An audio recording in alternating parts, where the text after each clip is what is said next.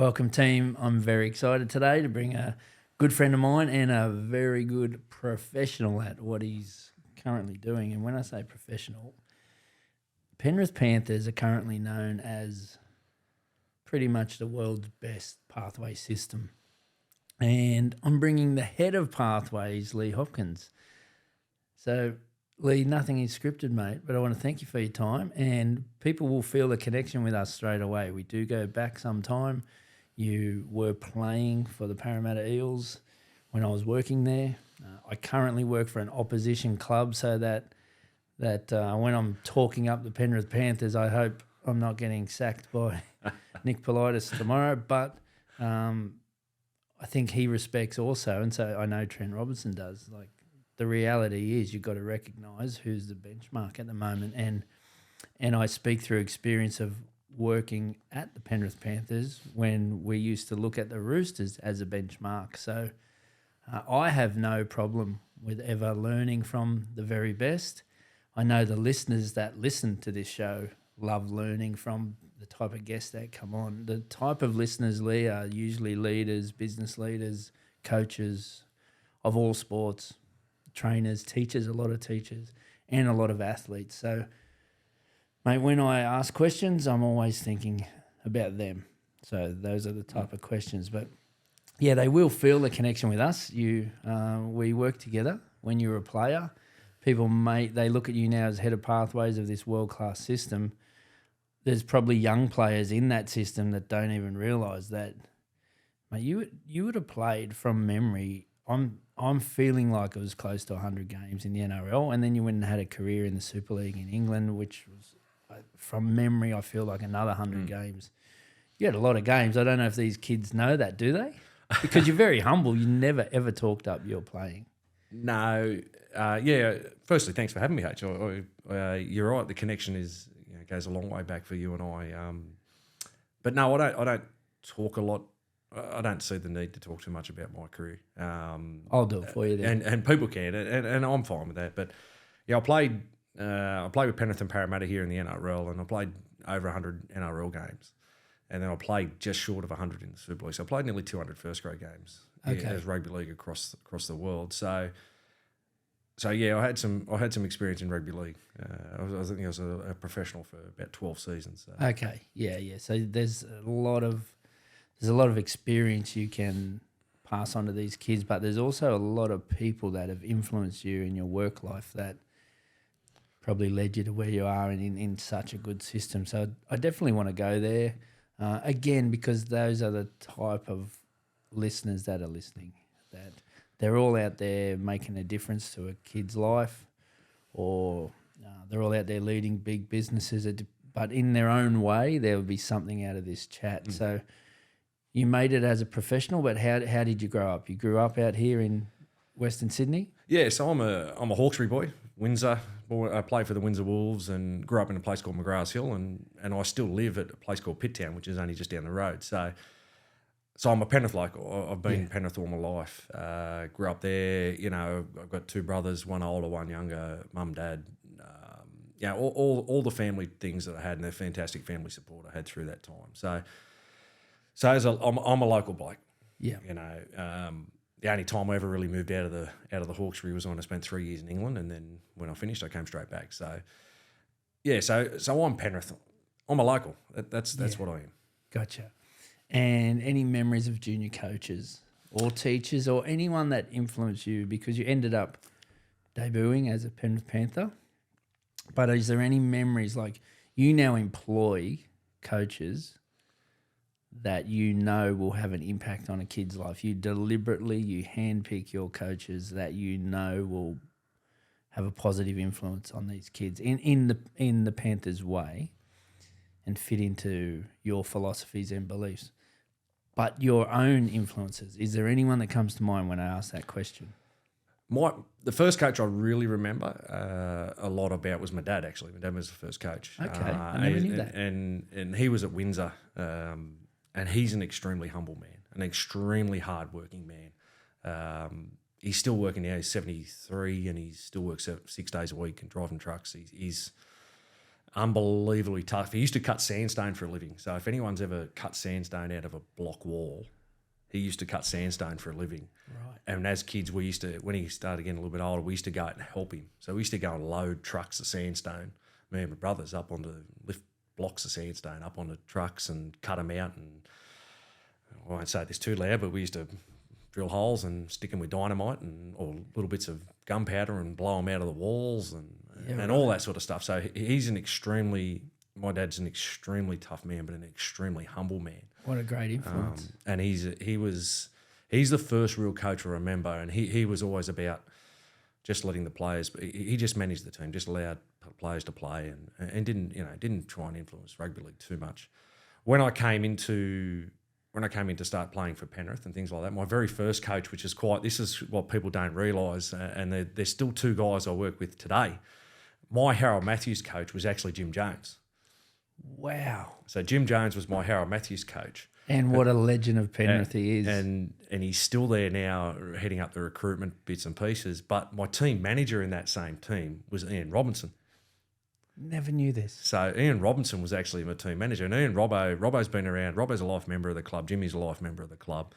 And I still work with them on a daily basis. And so Jimmy was my Harold Matthews coach. So I learned a lot of Jimmy. Jimmy sort of got that job as a Harold Matthews coach, I think, because they had trouble finding people to do it, to do that sort of job. But then as I rolled through the grades, I had a guy named Doug Riley. Doug Riley played first grade here at Penrith. He was a coach. He was a very, very good coach. He was in Jersey Flegg.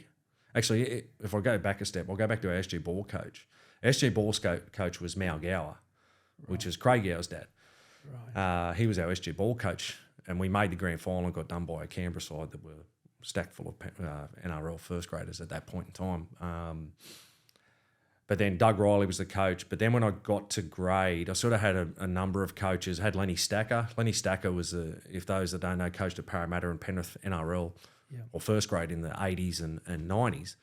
70s and 80s, I think it might have been. Yeah. Even it goes a long way back, Lenny Stacker. And Lenny Stacker's a legend of the coaching. And then when I got to first grade, I had Roy Simmons. Roy Simmons was my very first grade coach. The thing I loved about Royce is it was technically it wasn't really a lot involved in it, but it was all about understanding your toughness and just getting on with stuff. Because Simo's just that type of bloke. Simo's the tough guy, and he always was. And you still wouldn't mess him today, even though Simo's Simo. But there wasn't a lot of technical stuff in and around rugby league. You did do it. Yeah. But Simo was more about the toughness, about, hey, you just get on with it. If you break your leg, get up and stand in the defensive line, And he had a tremendous influence on me in and around being just toughing stuff out. Yeah. Just get on with it. I remember one game I got speared into a ground in a tackle and my heels nearly hit me in the back of the head. And for the week after it, I couldn't walk properly. I couldn't straighten up. And he grabbed me one day and he said, well, I need you to play this weekend. He said, you better start walking straight. Wow. So he is, it's funny you said, like, there's certain types of coaches, like there's real technical ones, and then you just said he didn't really have much of the technical stuff, but he had that bit. I feel the best coaches have all of it. But there's some along the way that have got that but didn't have that, or have that but don't have that. But that's so good that he influenced you that way. What a legend. He made people really believe in themselves. Yep. Royce. Even me, I've worked with him in a coaching capacity once before, and then also in later in his roles. He's in and around the club as a legend, and he was working in the commercial team. But I have this thing that listeners would have heard me say this before, where talk to anybody old. Like, I love talking to old people. And I used to grab Royce and we'd go and have breakfast at the Royce, the venue, the block of units named after him. And we would sit and have breakfast because I just love talking to him about all lessons he's learned in his coaching time. And, mate, I would leave those meetings believing in myself way more in his own way. He wasn't deliberately doing it, but he would go, mate, you can do this. You got to do this. I think you should. Like he would just make you really, really believe, and then he'd share his little wisdom. Like I believe the best learning you'll ever do is sitting over a meal or a coffee or a beer or whatever. And I've been so privileged to do all of the above with Royce, in particular the beer. Like, he won't let you go home. But yeah, that's great, mate. And then after Royce, what happened? So after Royce, Simo. So I debuted under Simo in the Super League era in 1997. I was only just turned 19. I made my NRL debut, and then who against? You wouldn't believe it, the Western Reds over in Perth. Wow, over in Perth, yeah. So and over at the Wacker, played they'll at the be Wacker. Back soon. NRL, I mean NRL debut at the Wacker. So okay, and then we didn't go too well at the back end of Simo's coaching there, and I spent a year under John Lang. Which was. He was a similar mould to Simo in a way, not technically savvy in the way he did things, but just tough and hard. But they came from that same era. Yeah, John Lang was probably a little bit earlier before Simo, but they came from that same era of things like that. At the end of 2002, I wasn't offered a contract at Penrith, which sort of, at that point in time, cut you hard and things like that. How old were you? I was only about 24. And you grew up at local, you loved the club, you debuted for it, and they didn't offer you a contract. And then, how did that feel? It cut to the bone because, like, I fell into the group of players, and there's still a group of players now that are first graders, and they are first graders, and they can play first grade, and they're too good for, and they're probably too good for second grade, and I fell into that group, but we became, and there's a lot of them now that they become you can get them from anywhere. So they're the middle of the range player that you can pick up for probably nowadays for $250 and things like that. I sort of fell into that bracket. Right. I wasn't the superstar, and I could plug a hole and play NRL every day of the week, but so were the young kids. Some of the young kids coming through. So you sort of, and that happens to a lot of players. I'm not a lone soldier on that sort of thing. It happens to a lot of players. But I was fortunate enough to get a phone call from a manager to go and meet Brian Smith one day. Yeah. And Brian Smith at the time was looking for a back row that could play hooker. Yeah. And I met him down at Wayne Beaver's office down there at Rose Hill. His first thing was to me, "Oh, you're a little bit bigger than I thought you were." And at that point, I was 103 kilos, and I was probably overweight at that point. Yeah.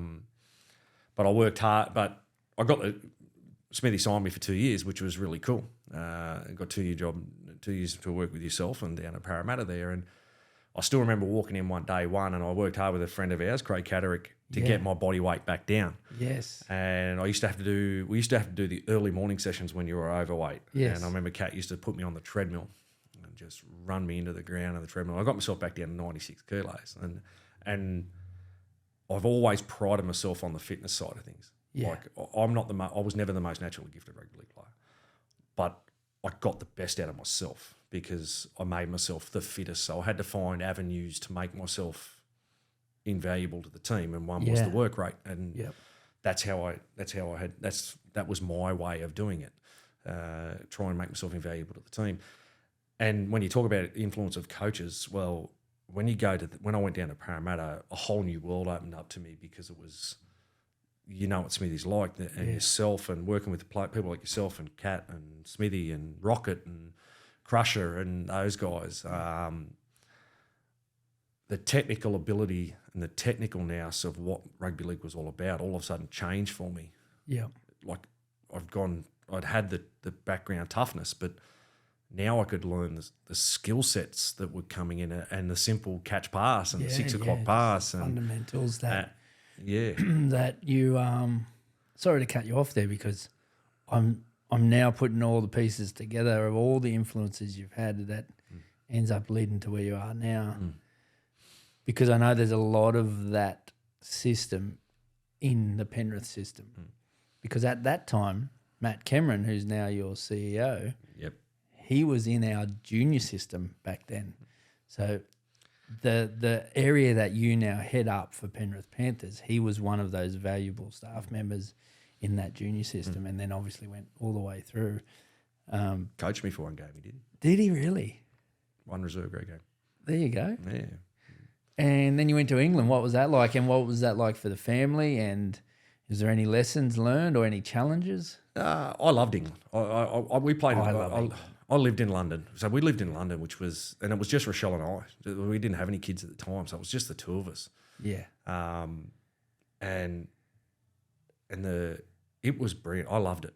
I had 3 years we had 3 of the best years of our lives there. It was just, we were so close to everything. It's difficult when you first go there, when you're moving there and you don't know anyone. My wife keeps reminding me of this story. He said, because they always do an off-season somewhere else because it's too cold in England to do your off-season. So, I can see where this is going. So we arrived not knowing anyone, not knowing where to go. Yeah. I had a cousin up north, and Rochelle reminds me of this all the time. Within 2 weeks of me getting there, the coach has gone, no, we're going to the south of France for pre-season for 2 weeks. Very common story. And I looked at Rochelle and said, I've got to go to Sorry, Rochelle, you stay here in the cold and I'm out. And I still remember the guilt because I took her to a bus station in the centre of London and said, I put her on a bus to go to my cousin's place, who she'd never met. Oh, mate. And I sent her I need Rochelle on this episode. I need her. And I sent her on a bus to Birmingham. Yeah. And as the bus is driving away, I've got this tremendous guilt on my face. I'm just waving. I remember waving to her and she's looking back at me and I'm just going, this is just... Well, you are like making me think about how important are partners, wives, in the career of an athlete and coach, mate. Like as coaches, we've all done it as well, and the wives deserve a medal. Like you've just given one example. Like there's 1,000 examples of how important it is having a supportive partner that believes in you. Yep. Happy to ride the highs and lows with you and go on that journey with you. Like, wow. We were married 24 years on Monday, just gone. And congratulations. Yeah. So, and we met before I even played first grade. Before I was in it, was in 1995 we met. Right. So I think I was playing SG ball when we first met. Yeah. But in saying that, I've known her brother since we were 7. Yeah. So the families have known each other for a long time. I couldn't say enough. Yeah, I just couldn't. Because there's hard times too. Oh. Like, not just playing, even in your working life after, which we'll get to, but there's highs and lows on this journey that now you're head of pathways at the world's best pathway system, and you could probably, like everyone at Penrith goes and names their price, but you'll never leave because you're a local, right? But also there's something in that. There's a little bit of magic in the passion you have for where you work. But let's go to when you finish your career. A lot of players struggle, and if there's anyone out there that helps players post-career, there'll be something in your life there, because I remember you must have built up a strong connection with Craig Catterick back in our days, because he would always talk to me about you and always try and encourage, we've got to help Hoppo in this direction and try to get your work or whatever. I always remember him. He just loved you. Like you'd gone and left for a few years, but you're back. And he was a local around Penrith as well. But he always wanted, and I don't know if I had too much of input in it, but he always wanted to guide Hoppo, like loved you. And you went down the personal training track, and then it was like in strength and conditioning, and then you were working with some junior teams, and then it was like recommend him anywhere, and then you end up working at Panthers as their strength and conditioning coach, and you ended up working into the NRL system, and eventually you've found your way to be a head of pathways, which now you're bringing all your lessons, your coaching, your leadership, all your experiences and putting it in one. But you went down that strength and conditioning path there. What was that like?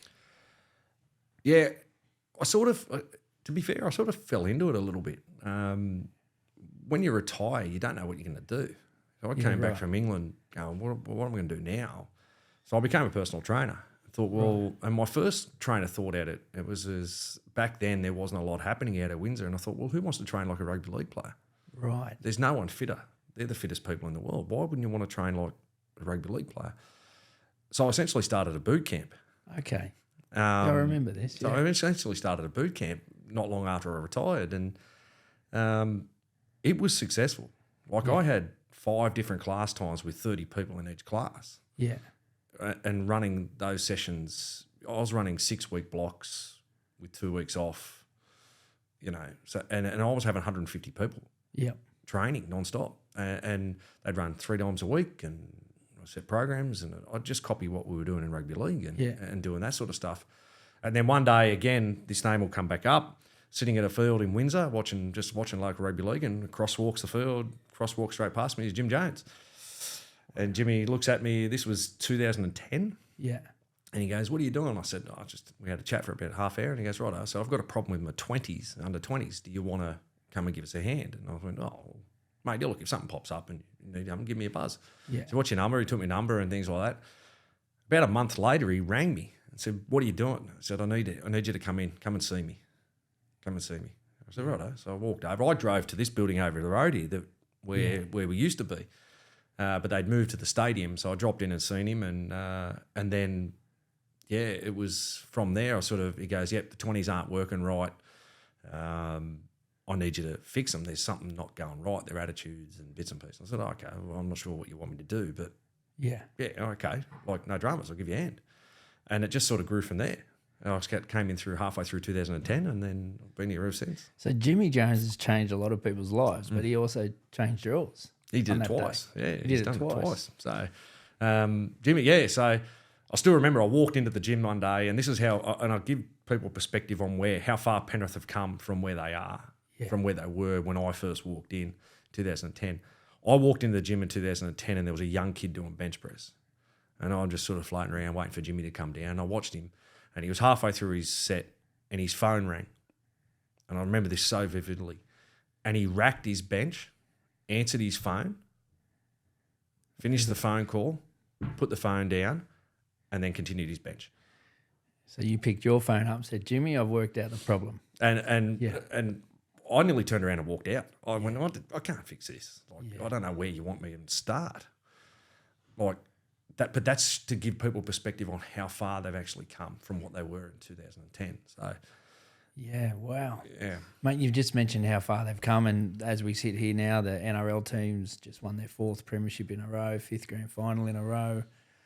You only have to listen to the episode we've done on here with Ivan, and you can really feel a little bit of how and why. And then, you know, if the listeners haven't yet listened to the episode I did with Matt Cameron, you can also feel he, as the CEO, what's behind the walls there. There's a bit of magic going on, but I'm going to ask you, what is the magic now? Because the last few years, I mean, let's just go back a couple of years when you got out of that conditioning space and you went down this pathway space. This must have opened your eyes on why the place is so successful. You've mentioned a few names like Jimmy. But if I could ask you, without giving any secrets away that may get you in trouble, what do you think the magic is between those walls right now? Trust. Yeah. I think if you had to put it down to one word, you'd say trust. And you've worked with Camo and Ivan. The best thing about Camo and Ivan, and the best thing about the club at the moment, is they let every individual do their job. So they trust them to do their job, and they empower you to become the best version of you doing that job. Yeah. And that's, if you ask for a secret, then that's the secret. That's how I would see it. I'm allowed to do my job. I'm allowed to do my job. If I've got a problem, I'll go and knock on a door and it's either find out the right way of doing it. Yeah. But if I decide to go down a path, then they'll back me going down that path. Mate, that's a great lesson for anyone listening. Because then the question is, how, if you're in a position of leadership out there, how do you develop trust? And then maybe take some lessons from this. So you just mentioned some names, and I believe the best leaders build other people up. And if I've had to lead anything in my life, I like to feel like I build up someone else, because that's what I believe. Like, other people have got other things around leadership, and we all read the same books. But from experience, if I look back on the best leaders, I always felt when I was in their company, they're trying to build you up. I see that in Matt Cameron and you. Like, if I ever talk about you to Matt Cameron, he's building you up. He's trying to, like, he believes in you, but then builds you up. There's obviously reasons why they trust you to do your job, because you must be good at it. Like, you can't just say, I trust someone. Like, you have to have earned that trust. Yep. But there's other ways of, like, people are out there now going, okay, well, give me some steps of building trust. Now, one is being vulnerable. Yep, 100%. Yeah. And there's other ways of earning trust through your daily performance and whatever. Like, there's things that you did, the first impression you ever gave to someone like a Jim Jones, there's reasons why he trusts you, right? But then there's a vulnerability piece, so I'm going to bring back a memory here. All right. I don't know if you remember, but we did a thing with staff where, hey, you got to tell us something that no one knows about you, right? So everyone's doing I bet you didn't know I had 3 brothers and I grew up here and I did this. So everyone's sharing a bit of story. I just want to go, you remember because you're laughing now. Yep. Your first line when you stood up in front of the team of staff when we did this. And do you remember how you knew we were trying to develop trust, right? You knew that we were doing this vulnerability piece. Yep. Yeah. Tell me your version, because I don't want to give it away, but tell me your version of this piece. Well, to start with, I'm not the most... I had to learn the vulnerability part. Yeah. I'm a very private person. Like, You are, yeah. I'm a very private Even person. to get you here. And by the way, you're speaking so well, but like, I would have, if I asked you to do this 10 years ago, your anxiety would be off the charts. You would say, no, I don't want to get in front of a camera. So well done on that. Tell me this piece. So as you said, everyone was sitting around the table, and it was a trust exercise and an exercise with everyone to become. And I think the theory behind it all was, were we tracking to a premiership? Were we actually tracking in the right direction? And everyone, I've got 2 brothers, I've got 3 sisters. And, and I'm sitting there and I'm thinking, wow, like, if we're going to do this, this is not going to, like... So I thought, what can I do? And I turned around and I stood up and I just said, I love Lego. I love Lego. And I'm not talking about...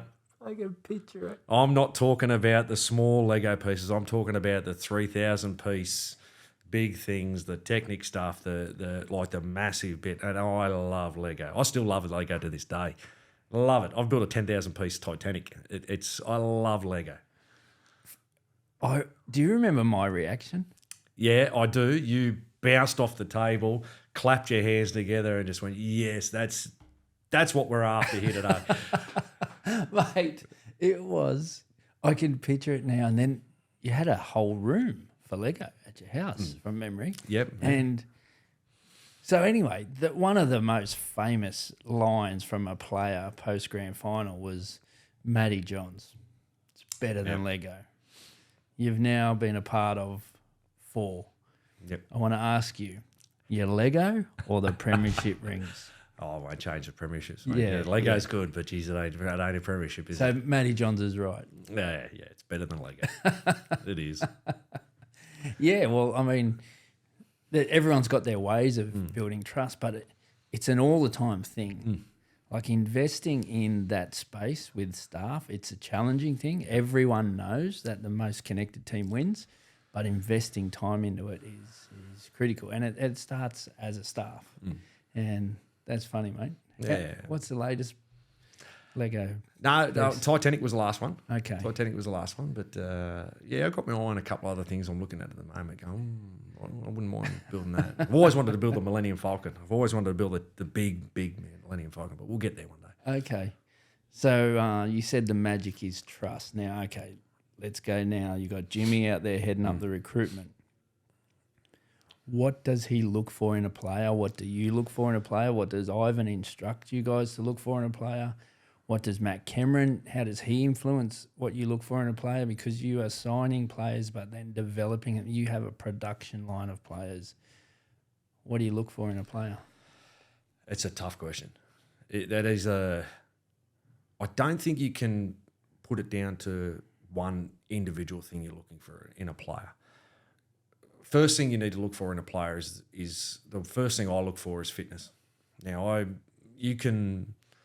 this is probably my strength and conditioning background and the fitness background, but essentially, if you're not fit, you have no way of expressing your skill when required. You just can't. Under pressure. You just can't. It'll let you down. Yeah. So the first thing I look for is fitness. Are they physically going to be able to hold up across the grade, across the time? Yeah. You know, and if they can't, then can you fix it? Yeah. And if you can't fix it, then, you know, is it worth going down that track? The second thing we look for is we just look for good people. We want good people. You've got to be a good person. Like, you just got to be a good person. Like, I don't.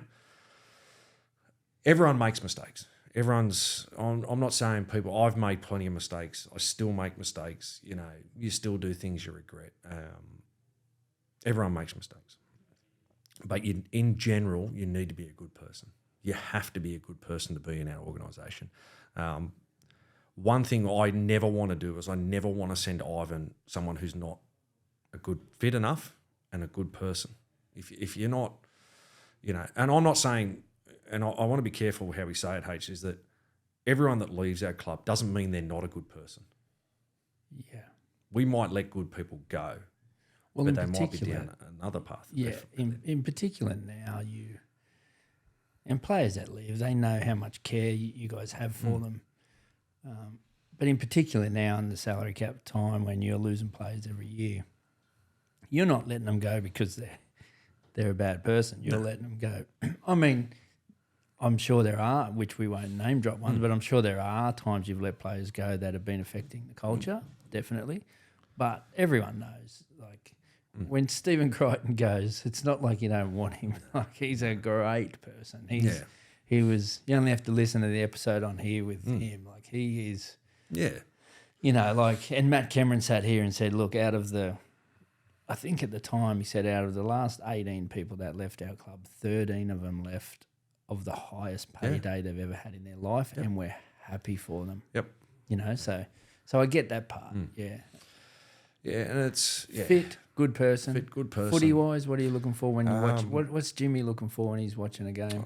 We always, you know, and it's a general rule across. You look for leg speed and things like that they can do, but you want them to be able to. They've got to be able to learn, I suppose, is the best way. They've got to be able to open minded and be prepared to understand that, hey, where you've come from, we do it a certain way, and we're going to keep doing it this way. And if you can fit into that culture of, hey, you just want to do the basics right. And I keep saying to people all the time, and I said this all the time, people go, I want to come down and watch you train and pick your brain and have a look. So come down and have a look at it. But I always pre-warn them and say, I don't want you to be disappointed when you come in. And they go, what do you mean disappointed? And I said, well, because it's so simple. It's actually, you know what it's like when you've been there, you know. The basics are still the basics. And if you get the basics right under fatigue, you're going to go a long way. Yeah. And I keep saying to people, I don't want you to come down here and watch our training and go, really, is that it? Like, because it is essentially that simple. Yeah. But people, you know, I don't know how many times I've seen, and you've seen this in their strength and conditioning things, and I always laugh at this, you know, they've come up with a new greatest strength and conditioning move. Yeah. But there's still only one way to squat. Yeah. There's still only one way to bench press. Well, fundamentals will always be fundamentals. In another 100 years, they'll still be the same fundamentals. And it'll go full circle and be all different ways. But in the end, fundamentals of movement are the same, fundamentals of getting strong, fundamentals of rugby league, fundamentals of being a good teammate will still stay the same. Fundamentals are everything at a club like Panthers. And the people that have influenced you, I know, that are, and you know my belief on all that stuff. But yeah, it's funny you say that, because I do remember I brought a kids team down that approached us when I was out there, and they rang and said, "Oh, can we?" And it was actually my son's team up on the coast, and I remember they come down one night. It was an awkward night for them because it was just when the COVID stuff was going on, and you couldn't go and really meet. They couldn't come and meet us. They couldn't come in the building, but they watched, and it did open their eyes, you know, because even years later, I've had a bit to do with those kids, that group of kids, and they know how much I'm preaching fundamentals all the time. But the beauty of it is they'd actually seen Penrith, and they're like, "Oh wow!" And there's no secret. There's no secret to why Nathan is. He's now known as the guy that's got so many reps in his system. You can't catch him. No, exactly. You know, you can't, because he's done that many reps. You could be the best young halfback coming on the scene right now, but guess what? You're not catching him because you don't have the time yet. No. You can follow him and do that type of reps, but he has that many reps in his system. It's very, very hard. And he's been on this show talking about how the fundamentals are what comes out under pressure. Yeah. So, but that's really cool. That's really cool that you talk about that. I can see that in you. I can see that in the whole club. I still think there's more magic. You're not letting off. I think everyone's going to go and buy Ivan Cleary's book. That as we're recording, that book gets launched tonight. Yeah. So I'm pretty sure that's going to be a popular book. Yep. So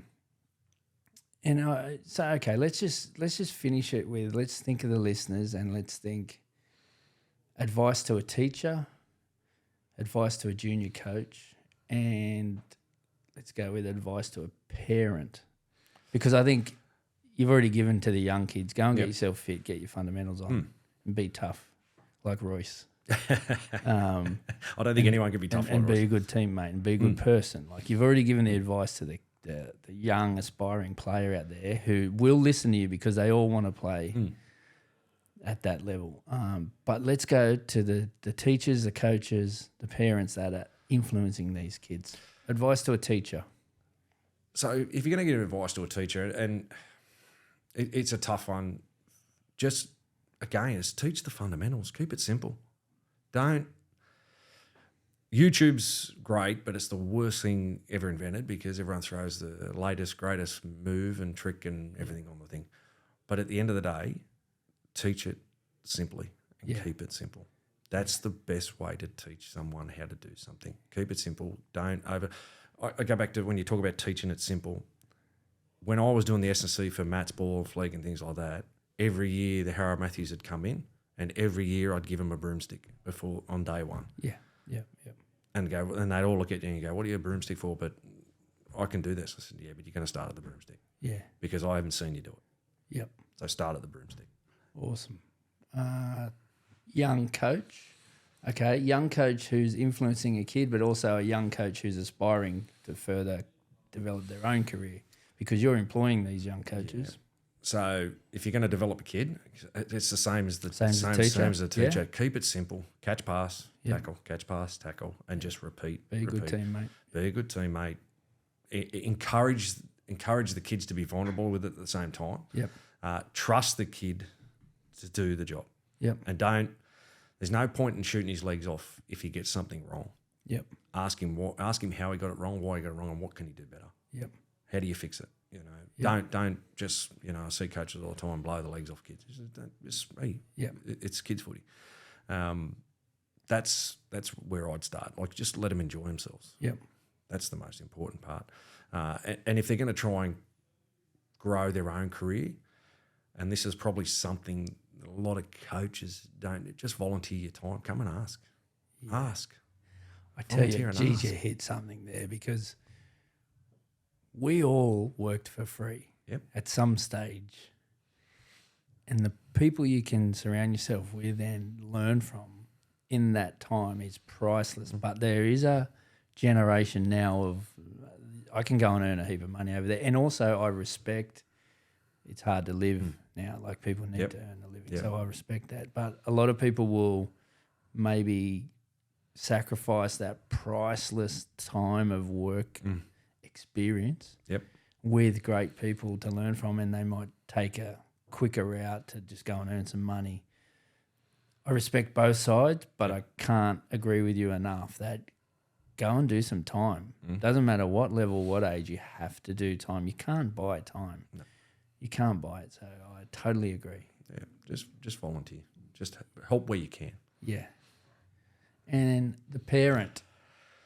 Ooh, that's another whole episode. We could go on a whole episode. I tell you what I told our parents last year, and something I'm going to tell our parents this year at our onboarding day is just be their parent. Yeah.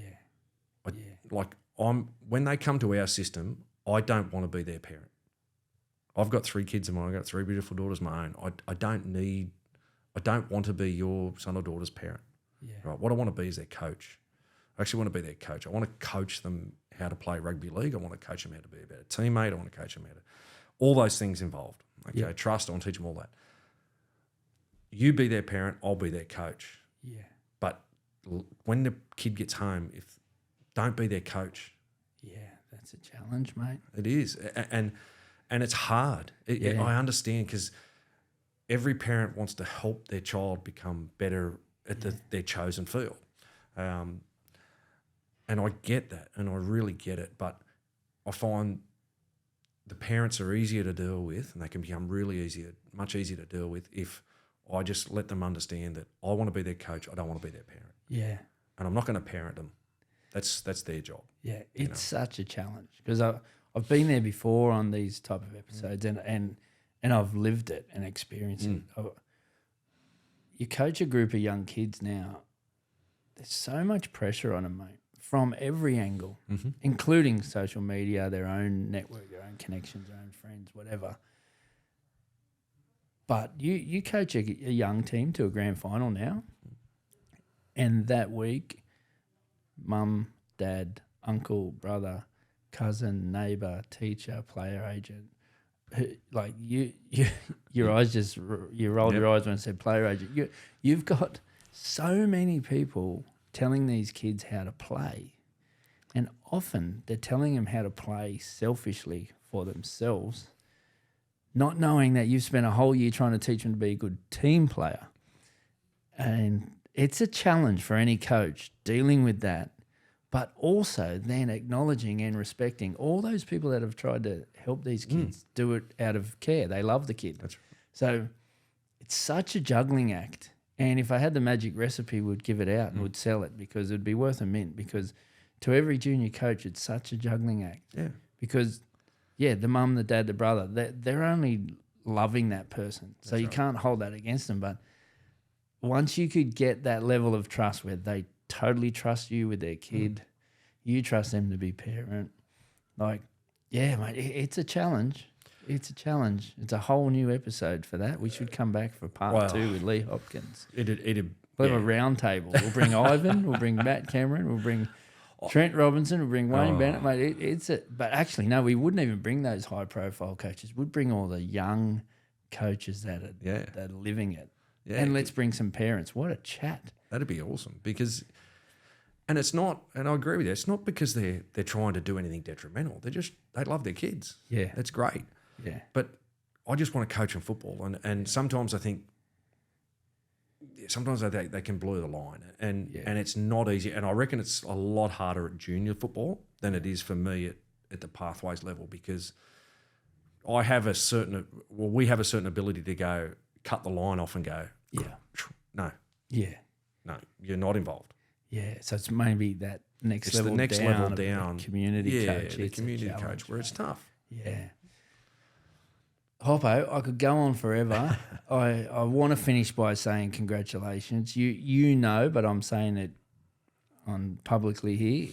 I love seeing players I ever work with do good stuff in all areas. Like there's so many that I'm in touch with that are doing so much good stuff in their lives.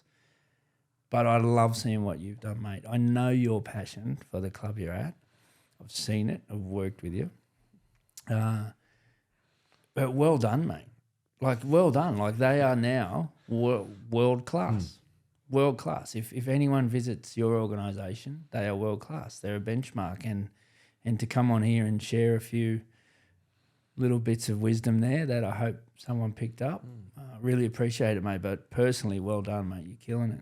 Oh, thanks, H. You know, and even from your own end, like, don't underestimate the influence you've had on me as well. For you, like, there's a lot of stuff, a lot of the strength and conditioning and performance stuff I use came from the time I spent working with you, because that's like, as a player and as a coach, you know, those sorts of things. I think, you know, again, we could go on for hours about I appreciate it, things, mate. but I appreciate it. your influence on me about my SSC This stuff. episode's to talk about you, mate. So, but I appreciate it because we've had similar influences in our coaching life, and but yeah, just what this podcast was about was just sharing stuff. Like, how can we help the listener? It's in the logo there. The handshake is like working with a teammate, where always it's how can I help a teammate, and then that's how the podcast kind of flows. So I really appreciate it, mate. Anytime. Send us a picture of that Lego. We'll put it in one of the edits. Good man. Thanks, mate. Too easy.